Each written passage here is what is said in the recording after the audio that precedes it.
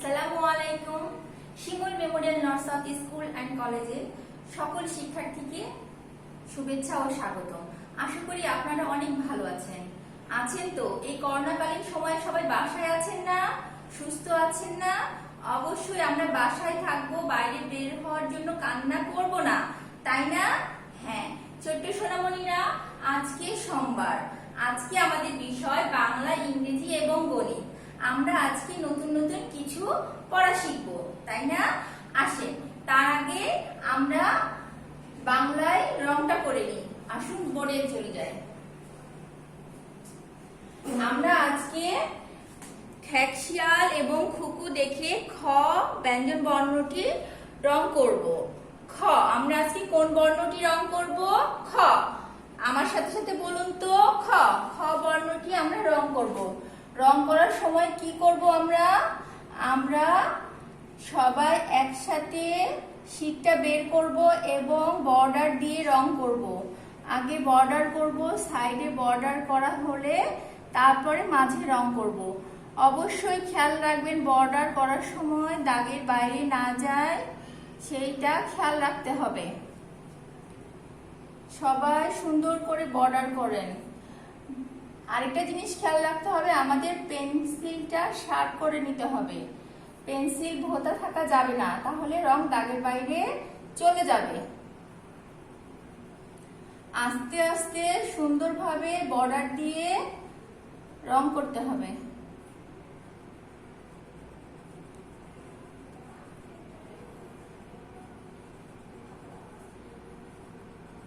আস্তে আস্তে বর্ডারটা, পুরো বর্ডারটা আগে করে ফেলবো। বর্ডার করার সময় যদি কারো রং বাইরে যায়, অবশ্যই ইরেজার দিয়ে মিশিয়ে নেবেন।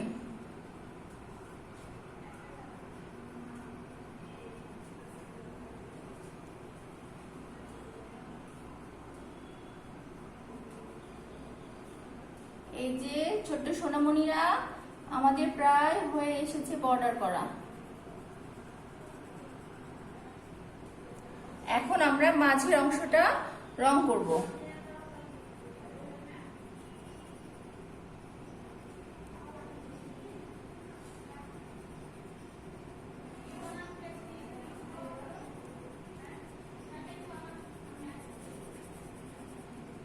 রং করার সময় অবশ্যই খেয়াল রাখতে হবে রংটা মসৃণ হতে হবে, মসৃণ ভরাট হতে হবে, দাগের বাইরে যাওয়া যাবে না, রঙের মাঝে সাদা ভাব থাকা যাবে না।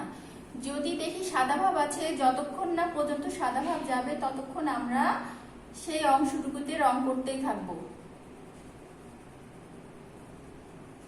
সাদা ভাব না যাওয়া পর্যন্ত আমরা রংটা করতেই থাকবো।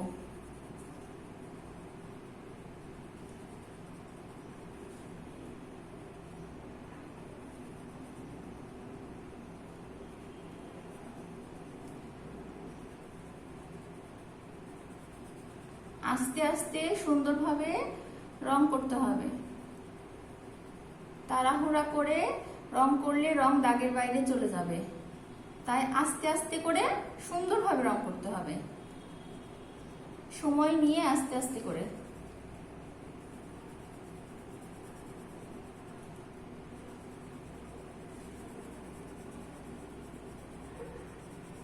আপনারা কি রং করছেন আমার সাথে?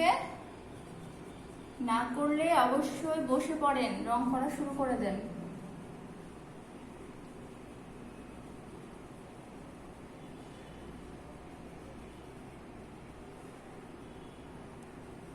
এই যে আমাদের রং শেষ। যেখানে যেখানে সাদা মনে হচ্ছে সেখানে সেখানে আরেকটু মসৃণ করে দিব।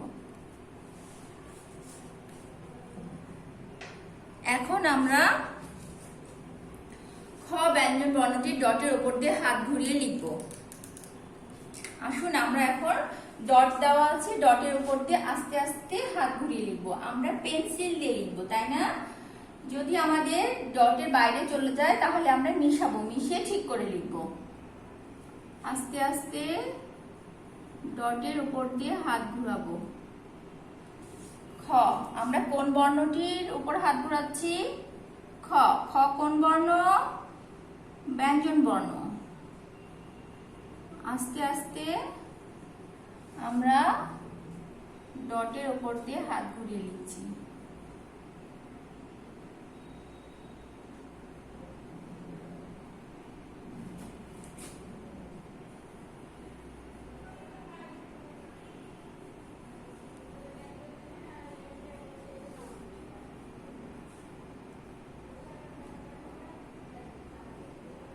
সবাই আস্তে আস্তে আমরা ডট করি।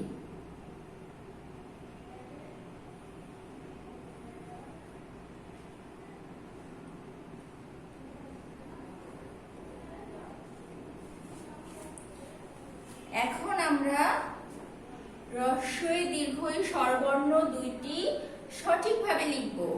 রস্বই, সবাই আমার সাথে বলেন রস্বই।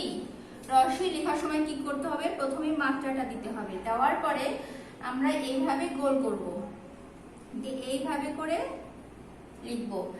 একটা জিনিস খেয়াল রাখতে হবে, মাত্রার সাথে আমাদের এইটা ঠেকবে না, ফাঁকা থাকবে। এবং যে উড়ানিটা দিব, উড়ানিটা আমরা এখান থেকে দিব না, আমরা এই যে এটা সোজাসুজি এখান থেকে এভাবে দিব। আরেকবার লিখছি, খেয়াল করেন, এই যে এটা সোজাসুজি এইভাবে দিব, ঠিক আছে? আচ্ছা, আমরা আরেকটা লিখে ফেলি, আপনারা আমার সাথে লিখেন। এই যে সোজাসুজি এখানটায় উড়ানি দিচ্ছি, ঠিক আছে ছোট সোনামণিরা? এখন আমরা দীর্ঘইটা লিখবো। দেখেন তো দীর্ঘইটা কিভাবে লিখছি। প্রথমে মাত্রা দিয়ে দিলাম, তারপরে এইভাবে স্বরীয়র মতো অর্ধেক ভাঁজ দিব। দেখেন এইভাবে ভাঁজ দিলাম, দিলাম তো, তাই না? আমরা কিন্তু একটু স্বরীয় হলে এত দূর হয়ে যেত না, আমরা অর্ধেক ভাঁজ দিলাম। এখন এই যে মাঝামাঝি পেট থেকে এখান থেকে আমরা উপরে তুলে দিব, দিয়ে নিচে এভাবে ভাঁজ দিয়ে দিব। এবং উড়ানিটা আমরা কি করব? এখান থেকে দিব। আরেকটা লিখি ছোট সোনামণিরা,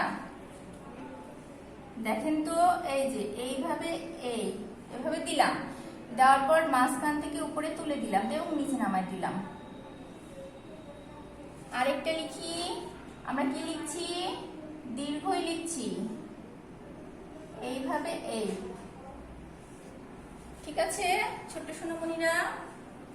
এখন আমরা গতদিন লিখেছিলাম ক ব্যঞ্জন বর্ণটি, ক ব্যঞ্জন বর্ণটি ডটের উপর দিয়ে হাত ঘুরিয়ে লিখেছিলাম। আজকে আমরা আরেকবার প্র্যাকটিস করব। দেখুন তো, ডটের উপর দিয়ে আরেকবার প্র্যাকটিস করে নি, আস্তে আস্তে করে। ক, ক এর আগে টানটা, তারপরে কি?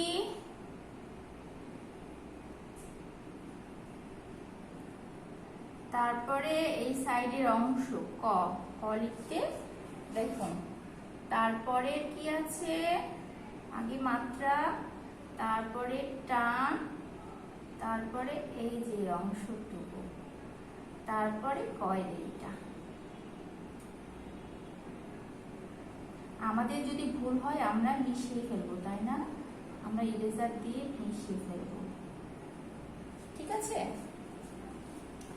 এখন আমরা স্বরীয় স্বরিয়া স্বরবর্ণ দুইটি সঠিকভাবে লিখব। স্বরীয় আমরা গতদিন লিখেছি না, আজকে আবার লিখব। স্বরীয় মাত্রার সাথে এখানে ঠেকবে না, এটাও ঠেকবে না, তাই না? আমরা জানি তো। আরেকবার লিখি, স্বরীয়। স্বরীয় লিখছেন আপনারা আমার সাথে? না লিখলে লিখে ফেলেন। এবার লিখবো স্বরিয়া। স্বরিয়া লেখার সময় আগে স্বরীয়টা লিখে ফেলবো। স্বরীয়টা লেখার পরে আমরা পাশে যেভাবে টান দিয়ে এই তো স্বরিয়া হয়ে গেল, তাই না? স্বরীয় লিখতে পারলে তো স্বরিয়াও লিখতে পারবো।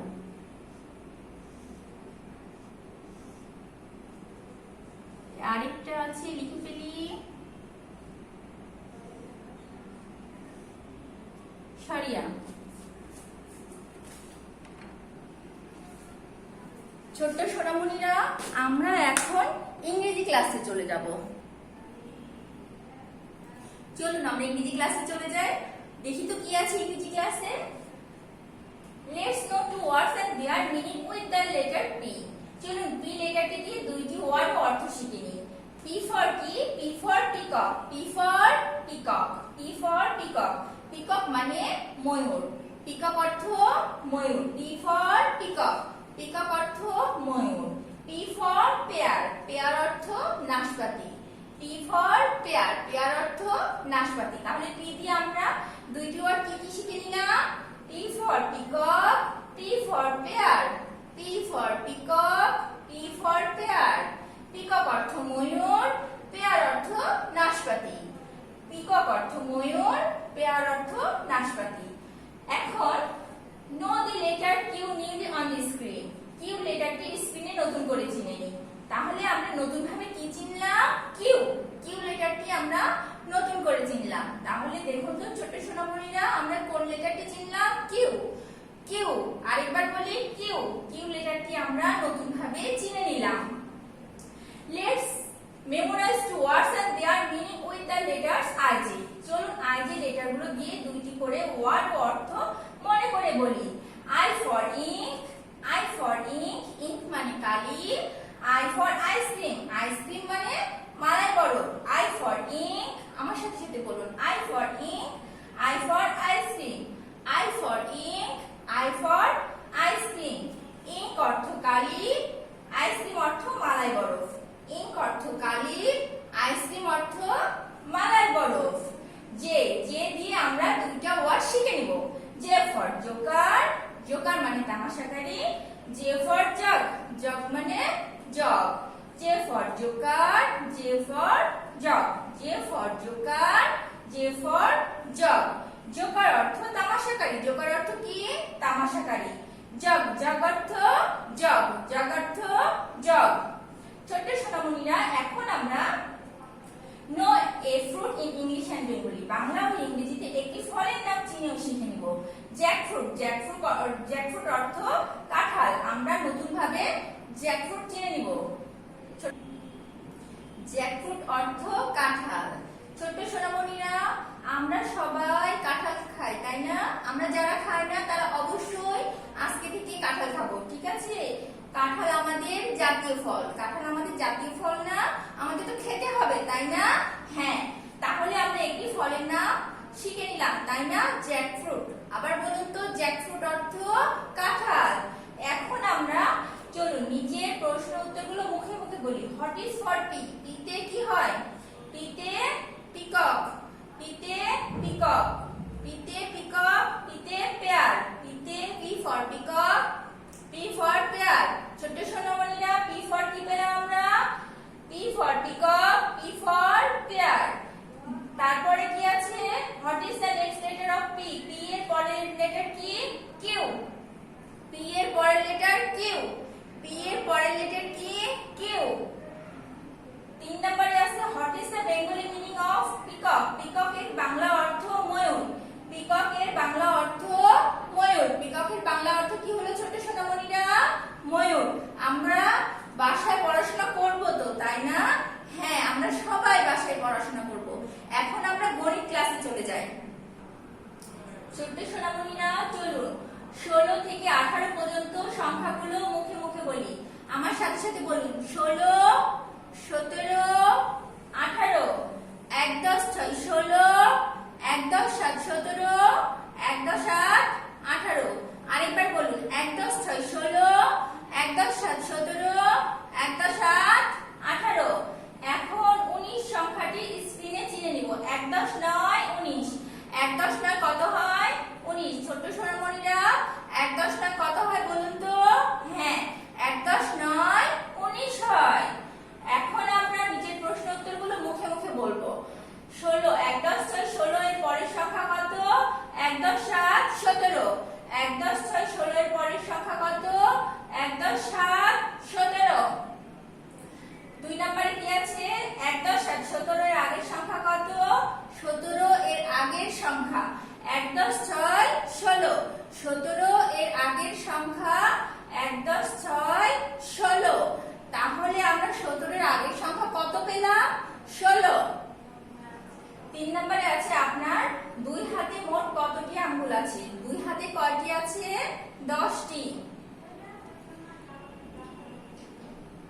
আপনার 2 হাতে মোট কতটি আঙ্গুল আছে? 10টি। তাহলে আমরা গুনে নিই, দেখি তো 10টি আঙ্গুল আছে কিনা। 1 2 3 4 5 6 7 8 9 10। তাহলে আমাদের দুই হাতে 10টি আঙ্গুল আছে, তাই না? আমরা জেনে গেলাম না? হ্যাঁ ছোট সোনামণিরা, আমাদের দুই হাতে 10টি আঙ্গুল আছে। আর এক হাতে কয়টি আছে? 5টি আঙ্গুল, তাই না? আমরা এটাকে পড়েছিলাম।